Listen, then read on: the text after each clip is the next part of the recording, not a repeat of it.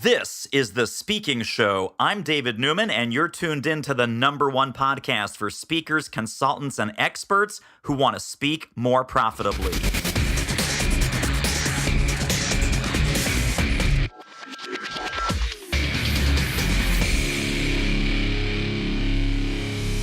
All right, welcome everybody. This is David Newman. My special guest today is the awesome and amazing Mark Sanborn, CSP, CPAE, Cavett Award winner, past president of the National Speakers Association. One of my favorite designations, Mark, is that you're also the past president of the Philadelphia chapter of NSA, the former Liberty Bell chapter. So welcome. Thank you. Indeed, it was great fun living in Philly and being president of the chapter. Ralph Archibald and I lived literally right next door to each other, so I have a lot of great memories from my time there. Fantastic. So let's jump right in. I have just a whole bunch of questions for you. So my first question, and I sort of hinted at this in our little pre-preparation emails back and forth, from where you're sitting in your beautiful office right there that we can see behind you, give us just a quick snapshot of the speaking industry as you see it. How are we doing? What's the state of the industry from where you sit? I don't have any hard quantitative data to prove my point. It's observational. I want to qualify that because, an anecdote doesn't make a statistic. And I think we sometimes get a little carried away. We talk to 2 or 3 speakers and they tell us the sky is falling, or in the reverse, that it's the best year they've ever had. And we wonder why the sky isn't falling for us or why it's not the best year we ever had. I think I can say pretty safely, though, my background, formal education, is as an economist, that as the economy goes, so goes speaking. There are a few things that get cut whenever there's an economic downturn, and meetings is right at the top of the list. Now, the good news is if you're in the sales training space, the one meeting that will continue to be held in almost any economic downturn is the annual sales meeting, because that generates revenue. But, the offsites, the big conventions in the corporate marketplace, those tend to decrease. And as we saw not that many years ago, David, almost dried up for a while. The good news is nothing is ever permanent. As of right now, the economy is surprisingly strong. There are always people who will make a lot of money telling you how we're about to, go bankrupt and go under. But by and large, the economic indicators are that the meeting industry should be strong in the foreseeable future. We have an election coming up, so, all bets are off in that regard.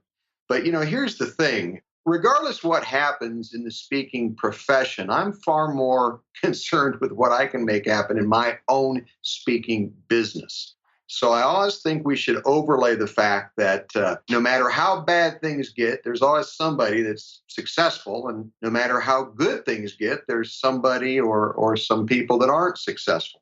So our first responsibility is to take what we can figure out to the degree we can, use it prudently and to our advantage, but to realize that we ultimately are responsible for what we make of our business or career. And as I say to my clients, what's really maddening is no matter how bad things get, somebody always figures out a way to win. And we typically call those people leaders. Absolutely right. Well, let's dig in. I want to just mine some lessons from your world because, again, you've had some great success. You've done some experiments. I'm sure some things have not worked out in some areas of your adventures as an entrepreneur. But see if I'm right with this, because I've been following you for about 15 years, even before we met face-to-face. So I've been a stalker. I've been a longtime fan.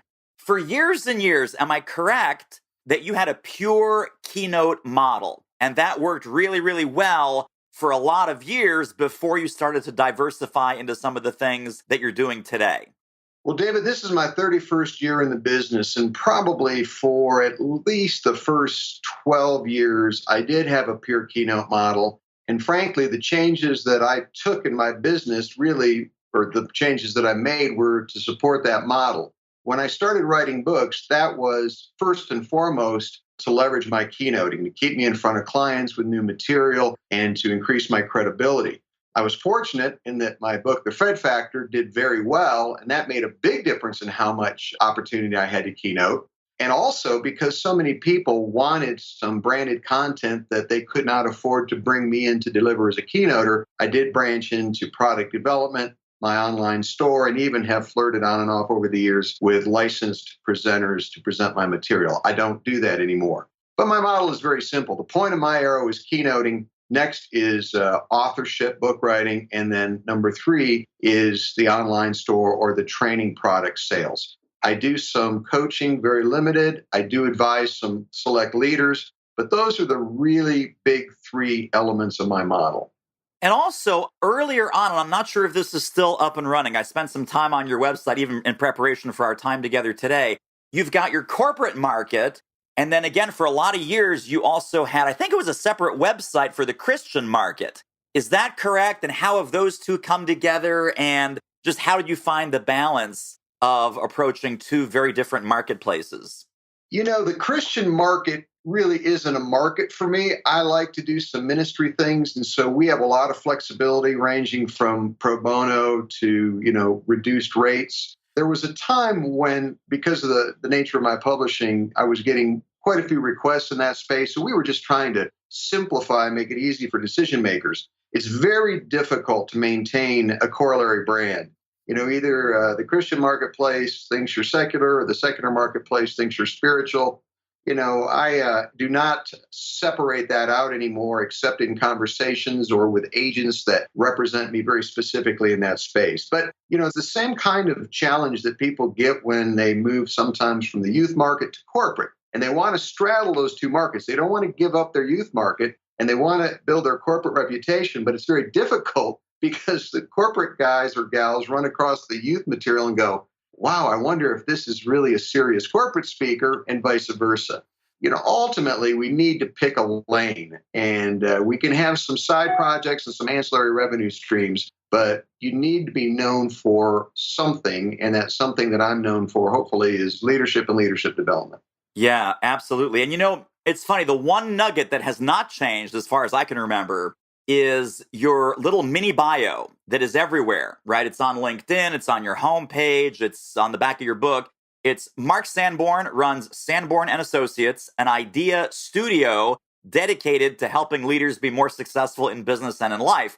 I have that memorized because I've seen it so many places and for such a long time. So talk a little bit within that framework, which is beautiful. It's very specific, yet it's very flexible.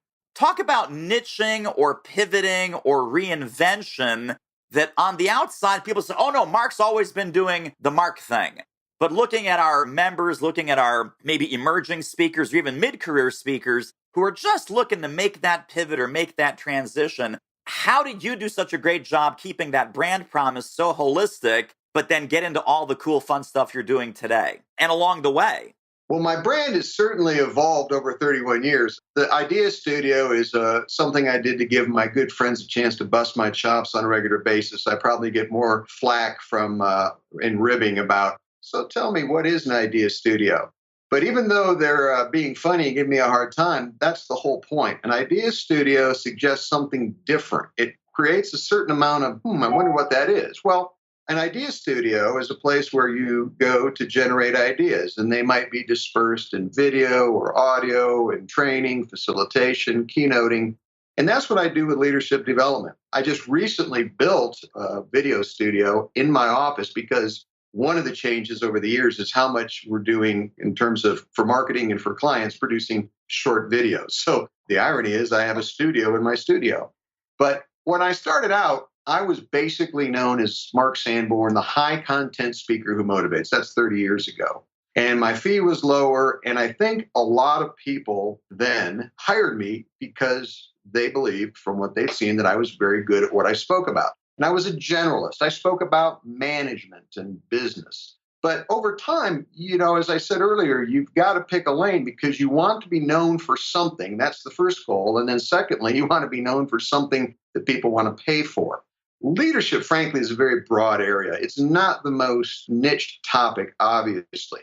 However, my book, You Don't Need a Title to Be a Leader, has given me a little bit of traction within that leadership space. But what I basically want people to know is if you want to learn to lead better or lead, then I have a number of resources that we develop here at Sanborn and Associates, the Leadership Studio, and make available online or in person that will benefit you.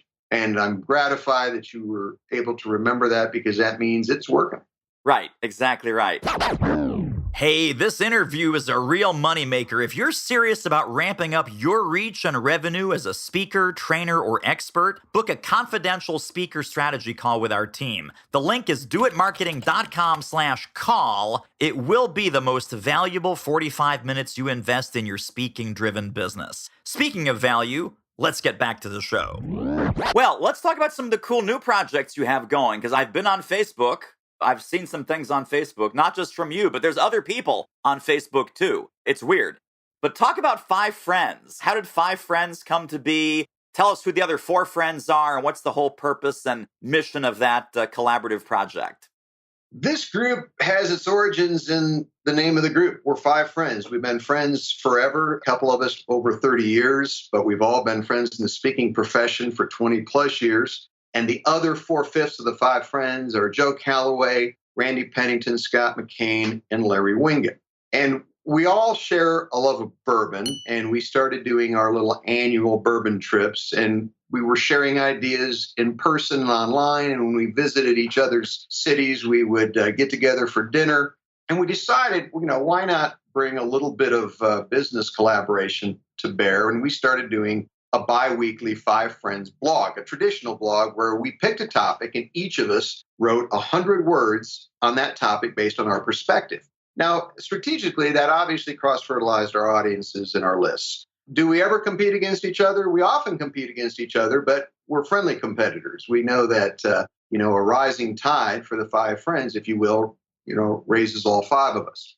Well, then we went to a video format periodically, and we started looking at the numbers to see if we were engaging people more with the written or the video, and video was playing well, and we did that. And then we started looking at some other business projects. Now, here's the key. When you are a speaker, by and large, you're a loner. I mean, you might have a staff or an assistant, but, you basically create in a bit of an isolated vacuum. After 30 years, most of us, because we enjoy each other's friendships, also enjoy the collaboration, the cross-fertilization of ideas. And so really, we get a kick out of working together on projects. And now it's not geared towards speakers. We're not competing with NSA. If a speaker wants to come, obviously, we'd welcome them. But really, we're aiming at small to mid-sized businesses that don't have access to the ideas that these Fortune 500 companies pay each of us to come in and share. And we really want to make that an intensive, highly interactive, and frankly, something very different than five guys getting up and giving a keynote. We all do that, know how to do that, like to do that. But if you do the same thing too much and you don't have any variety, then life gets kind of dull. So that, in a nutshell, is how the Five Friends came to be. Occasionally, somebody says, why don't you have a female in the Five Friends? Well, we have female friends. They're just not part of the Five Friends. It was just coincidental that they were five males. And, people often say, well, can I be a sixth friend? Well, that's a little tough since we probably haven't known you for 20 or 30 years and don't have the history. Right. But it started in friendship, and it has evolved to be both collegial and, we think, moderately profitable. Fantastic. Well, staying on the Friends track for a moment, talk a little bit about the Speakers Roundtable and the role that mastermind groups, and maybe some of the Five Friends are also in the mastermind, or no? One of the Five Friends is also in Speakers Roundtable. Scott McCain and I are a member of Speakers Roundtable, which, as I understand it, is the oldest collegial mastermind in the speaking profession. There are many, many others, and they're great groups. It basically was born out of a need for both community and education. Originally, that group was a lead sharing group. That is really not a focus of Speakers Roundtable as much anymore, other than what goes on informally, because obviously you're much more prone to recommend a friend that you know is a proven performer. But we have generally one main meeting a year that everyone attends, and then typically a midwinter meeting that is optional. But we go to nice places, eat good food, really enjoy some great fellowship with each other, and share ideas. It's first and foremost, based on the Napoleon Hill concept from so many years ago. It's first and foremost about sharing ideas to help us grow personally and professionally. Fantastic. Well, so you and I happen to be in a 4,000 or 5,000 member mastermind group right here, right now. Would you be willing to share one or two great ideas, either from the roundtable or just from some of the practices that you've seen or that you've helped, some of the speakers that you coach and mentor? what are a couple of great nuggets that we can take away mastermind style? Well, I think first and foremost, I've mentioned it before, and that is the importance of video and the ease of producing high quality video. It's not that hard to produce good quality video. And as a result, in addition to being able to produce it, if you're in a mastermind, you have a ready-made set of experts that you can go to be part of that. So it isn't just you. You can interview friends and others in your collegial group, your mastermind group. The other thing I would suggest is that as you look at getting into a group, an association or a mastermind, it's very important that the fit isn't just collegial, that I like them and they like me, but that you are all contributing something to help the other grow. Because if you're at the top of the mastermind heap, so to speak, you're glad to share ideas, but you might find yourself wanting for things that will help you grow. If you're at the bottom, you might be the recipient of great ideas, or maybe you'll be the recipient of ideas that aren't a good fit for where you're at in your career. So I think that the selection process, both by the group and by the individual, is very, very important, or else you'll be frustrated that you're not learning enough or that what you're learning isn't applicable. Yeah, very much so. Well, so let's follow that track for a moment. How do you decide when you have a new opportunity or when an idea crops up in the studio? How do you separate opportunities from distractions? Or give us an example of something that maybe you thought was a fantastic opportunity and that ended up either being a distraction or a flop or just didn't work out the way you were hoping. Any lessons from that? We've all had concepts that just we thought were so sexy that the world would love them, and we loved them, but the world didn't love them. One of my books that I did, The Encore Effect, was about how to be the kind of person your employer or your client demands more of. The concept was basic and it was solid, but we learned that whenever you use the word encore, it's laden with this image of speaking or communicating or performing on stage, not at work, not in a sales environment. And the book was relatively well embraced by some sales professionals. I think it was a natural fit there. And it hasn't been a complete and total thud, but it was way down on the list of successful projects that I've had. So that intellectual property, and here's how you find out if it's a distraction. You test it, and if it doesn't get traction pretty quickly, it's likely a distraction. You don't know. You can't figure this stuff out in your head if you don't test it. Build a landing page. If you have a new idea, just build a landing page on your website, promote it through social media, tell your clients, and in 3 to 6 months, if nobody's bought or expressed interest, then quietly close the landing page. You really don't know what's going to resonate with the marketplace until you run that flag up the pole. Yeah, absolutely, for sure. Well, I'm going to put you in 2 more situations, and then I'm going to ask you for some closing thoughts, and then we'll wrap it up. This has been really, really fantastic. So the 2 situations are, situation number 1, you are in front of our Cavett Institute, which I know you have been. New and emerging speakers, fresh, green, enthusiastic, ready to go. They're coming to their first big NSA event, have no idea about speaking, marketing, sales, visibility, credibility, content creation, business model, leverage. They have, babes in the woods. What are 2 or 3 nuggets that you would say in that room to those babes in the woods to help them avoid some mistakes or maybe get a fast track to success? 2 things for sure. Number 1 is get very clear on your message. Your message is not your topic. Customer service is a topic. The Fred factor is my message. Leadership is a topic. One of my messages is you don't need a title to be a leader. Your message is that thing that's unique to you, if not completely, relatively unique to you, that the world really needs to hear. And when you're clear on your message, then you need to give it to as many people who will listen to it as possible, and you need to do it for free. I know there are people that promise they'll teach you how to instantly charge big bucks, but you're going to inflict a lot of pain and suffering, because the only way you hone your craft, improve your message, and get good is by speaking a lot.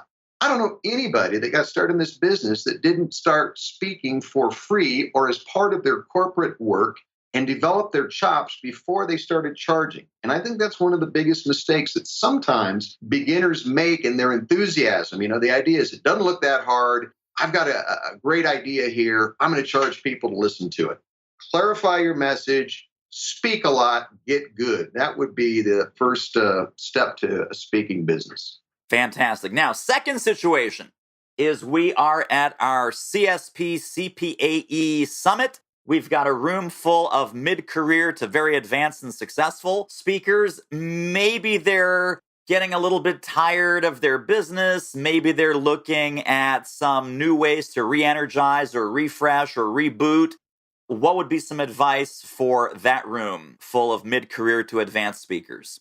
The only antidote against a soft marketplace or hard competition is to be relevant and different in ways that your market appreciates. You can be different and not appreciate it. Different that isn't appreciated is called odd or weird. Welcome to my world, my friend. Welcome to my world. It's when you're able to communicate in such a way that people say, that's a fresh take, or I hadn't thought about that, or I'd never seen that before. That's what you need to focus on. Now, what's interesting is what was relevant 20 years ago, 10 years ago, today, or 10 years from today isn't always the same. One of the things that's become far more relevant, I'll just give you one example. 25 years ago, I spoke on a lot of Inc. magazine conferences because I had some really solid topic expertise. At the time, I was focused a lot on customer service. I still read Inc. magazine, and what I've noticed is all of their conferences are using speakers, but they're not professional speakers like we have in NSA, David. What they are is they're practitioners, they're founders, there are people that built businesses. And I think that it's increasingly important that we focus on what we have done, not just what we've talked about, if we're going to be relevant. Increasingly, and it's always been the case, but I think it's even more so now, buyers want people who have done it, not just the people who know about it. Yeah, very much so. Very much so. So is that advice, just to dig into that for one more moment, is that about speakers need to maybe get out of the speaking space and maybe start doing things more in the quote unquote real world to have some other accomplishments? Owning a business, running a business, getting into other kinds of entrepreneurial ventures, corporate ventures, being an investor, owning a restaurant, things like that? Or how do we operationalize that very smart and I think totally spot on advice that meeting planners and conference producers are looking for doers and not just talkers? Well, the answer is yes and yes. But here's what's interesting. A lot of speakers actually have practitioner experience, but they don't key on it enough. I've met speakers that had a pretty successful background in an area, and they were so enthusiastic about becoming inspirational that they kind of abandoned their experience. And they wanted to talk about inspirational things. So first, I would say go back and ask yourself, back when you had a real job, back when you were, in corporate America or association or nonprofit work, wherever you come from, what did you learn from experience? Don't throw that away. Secondarily, I think that, one of the things that we can do is we can practice what we teach. If you're going to talk to your audience about the role of social media, then you better have a really strong and effective social media presence. If you're going to talk about managing millennials, if you don't have a company that employs millennials, for heaven's sakes, at least go out and interview some or have a focus group or an advisory board. But what I would say is look for creative ways. And going from being a full-time speaker to starting a restaurant, that's a great idea, but boy, God help you doing that. Right. It's like 2 brain damages at the same time. But instead, what I would say is look for creative ways and that you can take what you've learned from either direct experience or vicarious experience. After 2,600 client events over the last 30 years, I've learned a good bit from my clients. Super quick commercial break. Isn't this interview amazing? If you'd like to get more ideas on how to start or grow your speaking business fast, pop over to our free training at doitmarketing.com/webinar. So Mark, talk about what a speaker can do if they're not as busy as they would like, the calendar's looking a little bit more open. How do we rev up that booking machine? 2 or 3 ideas. First, we go forward with the basics. You don't want to go back to the basics. That sounds kind of retrograde, to have to go backwards. But what you do want to make sure is that you haven't left them behind, that you haven't stopped doing something that now is causing perhaps a downturn in your business. You look at your marketing, your stagecraft, your content, all of it. Then you ask yourself, what's changed and what do I need to do about it? To the degree you can figure out what's changed and what you need to do about it, I always say there's two things in life, things that are always important and things that are important now. One is universal and timeless, the other is specific and temporary. But my big idea is that a busy calendar at a lower fee is better than a less busy calendar at a higher fee. Don't get hung up on pride. If you're not getting booked at your espoused fee, strategically consider lowering that fee to meet the needs of the marketplace that wants to hire you. And you say, well, how do I know what that fee might be? What are you getting asked to speak for most often? And that's a hard decision. I know it's one that we all hate to think about and talk about. But being busy is critical for this reason, David, and that is you have to be in front of audiences for other audiences to want you in front of them. I've heard over the years any number of speakers say to me, I'm going to go from 60 to 30. I'm just tired. The problem is, and I don't know why it seems to be the threshold number, but at about 50, if you drop below that, you kind of go off radar and there's not that buzz or that awareness of you. I can't prove it, but I have observed time and time again in my own business and in the lives of others that 50 is the number you need to aim for if that is your primary revenue stream and you want to stay busy.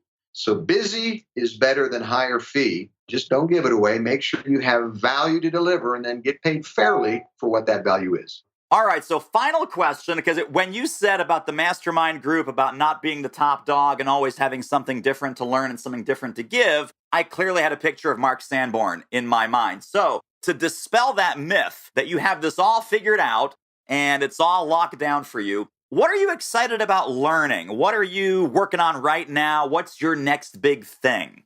I think if you go back to the Five Friends Business Summit, we want to go deeper with a select group of individuals. Obviously, the attendance at our event is limited to 100, but from that group, there will be some people that want to work with us deeper and more closely. And I like the idea of more impactful change from more intensive one-on-one. I'm not going to hang out my coaching shingle per se. I do advise speakers and I advise leaders, but coaching is not a skill set, at least to date, that I've developed.